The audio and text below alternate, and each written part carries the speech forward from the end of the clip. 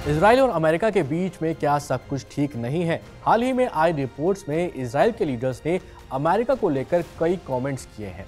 दरअसल अमेरिका ने एक स्टेटमेंट जारी किया है जिसमें उसने कहा है कि इजराइल की अल्ट्रा ऑर्थोडॉक्स सोल्जर्स वाली जो बटालियन है उसके ऊपर पाबंदियां लगाई जाएंगी। यानी यूएस की तरफ से जो एड दी जाती हैं वो इजराइल की इस बटालियन को नहीं मिलेंगी। इसके बाद से ही इजराइल के पीएम बेंजामिन नेतन्याहू का रिएक्शन आया है। उनका कहना है कि I will fight it with all my strength. इसका मतलब यही है कि अमेरिका की तरफ से जो पाबंदियां लगाई जानी हैं वो ना लगाई जाएं। इसके लिए इजराइल के जो पीएम है वो आखिरी दम तक लड़ेंगे। अब सवाल उठता है कि ये पूरा मुद्दा क्या है? इजराइल के अल्ट्रा ऑर्थोडॉक्स सोल्जर्स यानी कि नेत्जा यहूदा बटालियन क्या है जिस पर अमेरिका पाबंदी लगाना चाहता है?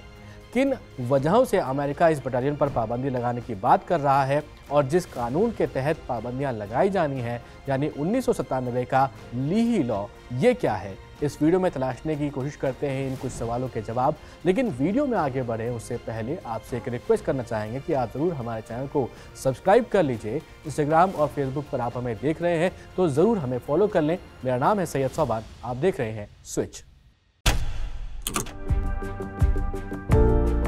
इस पूरे मुद्दे को समझने के लिए इजराइल और फिलिस्तीन के मैप को देखें और समझें कि किस जगह पर क्या चीज़ मौजूद है।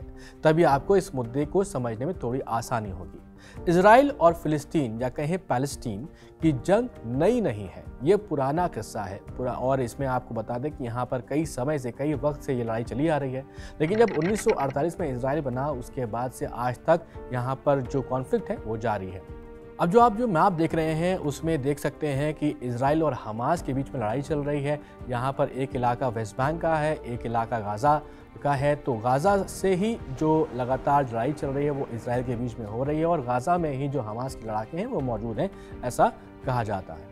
अमेरिका की एक न्यूज़ वेबसाइट है जिसको कहते हैं एक्सियोस न्यूज़, उसकी एक रिपोर्ट में कहा गया है कि वॉशिंगटन इजराइल की नेत्जा यहूदा बटालियन पर प्रतिबंध लगाने की योजना बना रहा है जो कि कब्जे वाले वेस्ट बैंक में अपने ऑपरेशंस को अंजाम देता है। अब इसकी वजह है कि नेत्जा यहूदा बटालियन वेस्ट बैंक में ह्यूमन राइट को वायलेट कर रहा है, इसीलिए अमेरिका की तरफ से पाबंदियां लगाई जाएंगी। एक्सियोस न्यूज़ का दावा था कि उसको 3 सोर्सेस की तरफ से जो इन्फॉर्मेशन है वो मिली है।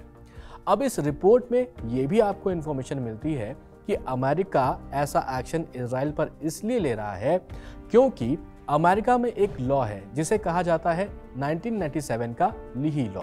इस लॉ को उस वक्त के सीनेटर पैट्रिक लीही ने ऑथर किया था, जिसमें कहा गया है कि ये लॉ उन यूएस फॉरेन एड और डिफेंस डिपार्टमेंट ट्रेनिंग प्रोग्राम्स पर पाबंदियां लगाएगा जो अन्य देशों की जो फॉरेन सिक्योरिटी है, मिलिट्री है और पुलिस है उनको दी जाती है अगर उन देशों की सिक्योरिटी फोर्सेस ह्यूमन राइट्स को वायलेट करती हैं। अब ऐसे में कहा जा रहा है कि इजराइल की जो नेत्जा यहूदा बटालियन है उसने ह्यूमन राइट्स को वायलेट किया है। इसका भी एग्जाम्पल उसी रिपोर्ट में आपको दिया गया है। यह एग्जाम्पल रीसेंट केस का नहीं है जब हमास ने 7 अक्टूबर 2023 को इजराइल पर हमला किया था। सबसे पहला हमला जो किया था उसकी बात कर रहे हैं, ये उससे पहले की बात है।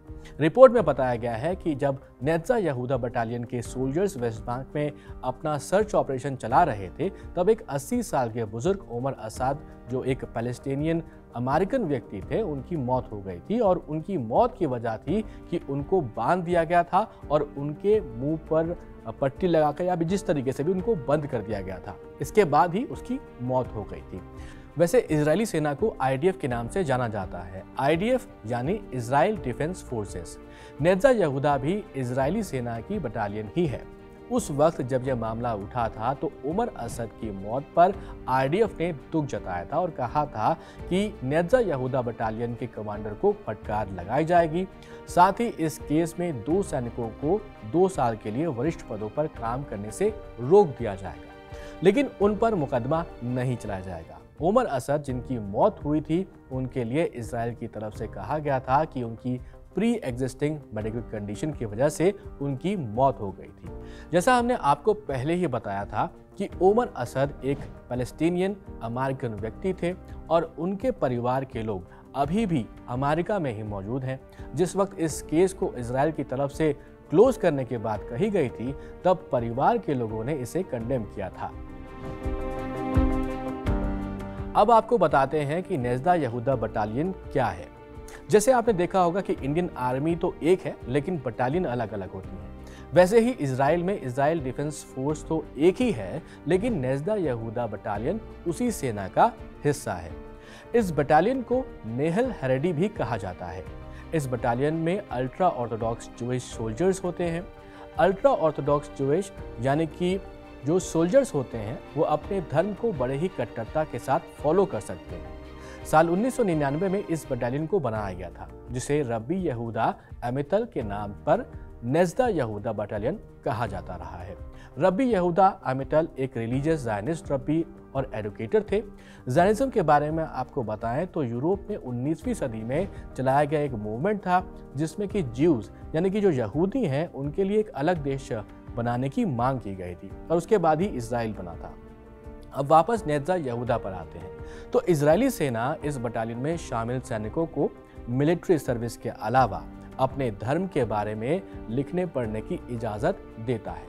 बटालियन में सैनिकों को धार्मिक कानून का पालन करने के लिए स्पेशल एकोमोडेशंस दिए जाते हैं, जैसे अलग से सोने के लिए उनके लिए क्वार्टर्स बनाए गए हैं। कोशर फूड भी वहाँ पर दिया जाता है। कोशर फूड यानी यहूदियों के धर्म के हिसाब से खाया जाने वाला खाना।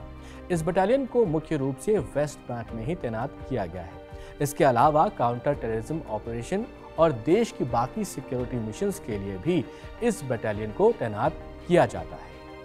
अब ये भी सवाल उठता है कि United state house of representatives ने हाल ही में $95 बिलियन की एड देने का प्रस्ताव पास किया है, जिसमें यूक्रेन, इजराइल और ताइवान को उनके देश के सिक्योरिटी असिस्टेंस के लिए ये एड दी जानी है।